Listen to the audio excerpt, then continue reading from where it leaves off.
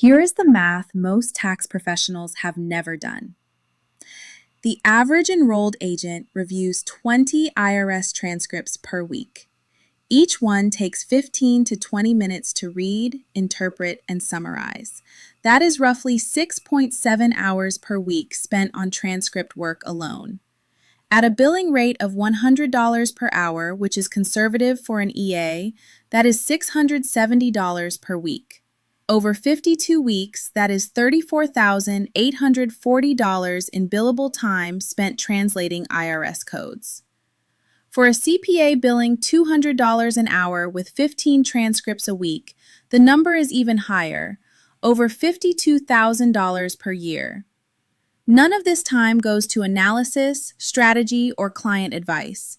It goes to looking up what code 570 means for the 100th time. Transcript Tax Monitor Pro handles the translation in seconds. 10 analyses cost $19. Even at maximum volume, you spend less than $250 a year on the tool and recover tens of thousands in billable capacity. You do not have to work fewer hours, You get to spend those hours on work that actually grows your practice. The tool is in the description. Try the free code lookup first.